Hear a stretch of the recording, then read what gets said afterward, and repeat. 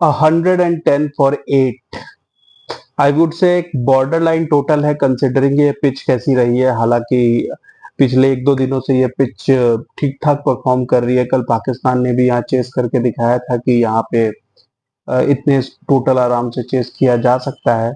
India के 120 chess करते भी पाकिस्तान 113 तक पहुंच गया था। मेरे ख्याल से इंडिया को बहुत ज्यादा परेशानी नहीं होनी चाहिए।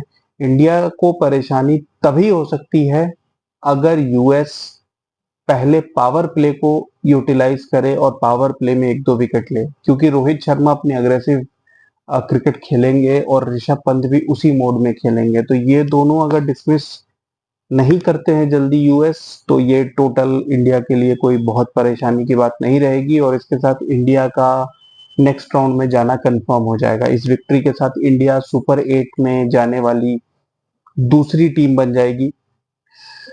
ओवरऑल आई वुड से कि इंडिया की बॉलिंग आज कुछ खास इम्पैक्टफुल नहीं रही, क्योंकि फ्रैंकली बुमराह और सिराज दोनों आज बड़े ही आउट ऑफ प्लेस लगे। आज ऐसा लग रहा था कि शायद इतने मोटिवेटेड नहीं थे।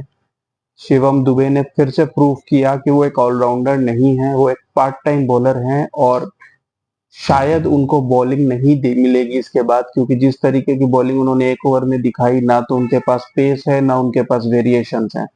अक्षर पटेल 3 ओवर किए लेकिन थोड़े एक्सपेंसिव रहे कंसिडरिंग ये पिच जैसी है। जडेजा को बॉलिंग ही नहीं दी गई। Now this is a surprise. हो सकता है जडेजा की कोई निगल हो और ये भी हो सकता है कि कैप्टन रोहित शर्मा का फिलहाल ट्रस्ट अक्षर पटेल की तरफ बढ़ता जा रहा है। मगर इंडिया के हीरो रहे अर्शदीप सिंह। पिछले मैच में उन्होंने थोड़े रन दिए थे पाकिस्तान के खिलाफ, हालांकि लास्ट ओवर में उन्होंने कमबैक कराया था और 18 रन डिफेंड किए थे। 2 बाउंड्रीज खाली थी नसीम शाह से, लेकिन अर्शदीप सिंह आज अनप्लेबल थे। 4 विकेट लिए, सिर्फ 9 रन देके, जो कि इंडिया के लिए T20 वर्ल्ड कप्स में बेस्ट फिगर है। T20 वर्ल्ड कप्स की बेस्ट फिगर 9 फॉर 4। 5वां विकेट भी शायद वो ले लेते, लेकिन सिराज ने एक कैच ड्रॉप कर दिया।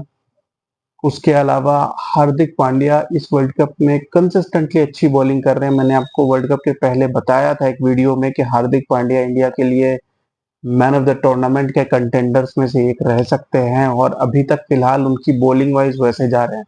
बैटिंग में फिलहाल उन्होंने कोई खास कंट्रीब्यूशन नहीं किया है, मगर आई एम श्योर कि जैसे ही ये world cup West Indies move होगा, हार्दिक पांड्या की बैटिंग रोल भी बहुत ज्यादा इंपॉर्टेंट हो जाएगी और हार्दिक पांड्या डेफिनेटली कंट्रीब्यूट करते आपको दिखेंगे बैटिंग डिपार्टमेंट में। US I would say would be disappointed. US का टारगेट डेफिनेटली 125 टू 130 होगा, जो कि बहुत अच्छा टोटल होता है इस पिच पे। लेकिन यूएस की सबसे बड़ी प्रॉब्लम रही उनका पावर प्ले। पहले ओवर में ही पहले तो 2 विकेट गंवा दिए, उसके बाद वो बिल्कुल शेल में चले गए। पावर प्ले में सिर्फ 18 रन थे। 8 ओवर में टोटल सिर्फ 26 रन था 3 विकेट पे। उसके बाद आप इमेजिन कर सकते हैं कि आखिरी के 12 ओवर में यूएस ने 7 रन पर ओवर से बैटिंग की। अगर उन्होंने पावर प्ले में थोड़ी सी अच्छी बैटिंग की होती, स्टार्टिंग में न्यू बॉल से आपने देखा है कि टीम्स जनरली प्रेफर की इस तरीके के पिचेस पे एक स्टार्टिंग में अटैक कर दो, मगर वहां पे यूएस आज चूक गई और वही चीज एंड में आप कह सकते हो वही 15-20 रन एंड में डिफरेंस क्रिएट किया। 110 में इंडिया वुड बी कॉन्फिडेंट, लेकिन अगर ये 130 के आसपास होता तो इंडियन बैटिंग लाइनअप में भी थोड़ा पैनिक होता, क्योंकि पिछले मैच में वो 89 फॉर 3 से 119 ऑल आउट हो गए थे।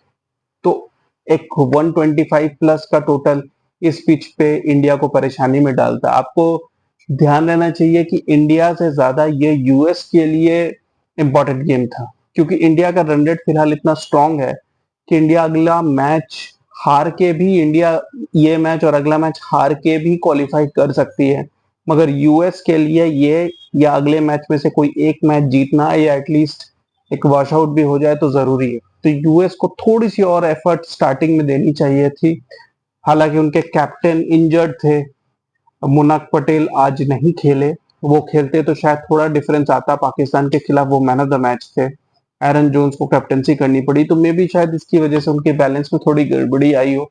बट स्टिल 110 जैसा हमने देखा इस पिच पे कॉम्पिटिटिव स्कोर है। अब देखना होगा कि यूएस अपनी बॉलिंग की स्टार्ट कैसे करती है। अगर वो रोहित शर्मा और Rishabh Pant, I would say, Virat Kohli हो सकता है आज थोड़ा संभाल के खेले क्योंकि पिछले 2 मैचेस से वो फ्लॉप जा रहे हैं। तो हो सकता है कि आज वो थोड़ी केयरफुली बैटिंग करने की कोशिश करें, थोड़ा टाइम स्पेंड करने की कोशिश करें। मगर रोहित शर्मा और ऋषभ पंत ऐसे बैट्समैन हैं जो क्रीज पे आते ही बैट चलाएंगे और पिछले दोनों मैचेस में दोनों की बैटिंग ठीक-ठाक रही है। तो इन दोनों का जल्दी डिसमिस होना ही यूएस के लिए एक ओनली चांस है। इंडिया की मिडिल ऑर्डर भी फिलहाल इस पिच के हिसाब से बहुत कंफर्टेबल नहीं दिखी है, चाहे वो सूर्य कुमार यादव हो, हार्दिक पांड्या हो, शिवम दुबे हो, सब ने इस पिच पे स्ट्रगल किया है। तो अगर 2 विकेट रोहित शर्मा और ऋषभ पंत के पावर प्ले में ले लेती है यूएस, तो इंडियन मिडिल ऑर्डर पे बहुत बड़ा प्रेशर होगा। ऑफ कोर्स विराट कोहली एक मैच विनर हैं और वो किसी भी सिचुएशन से इंडिया को मैच जिता सकते हैं। अगर ये दोनों रहेंगे तो 3-4 ओवर रहते ही हार जाएगी यूएस।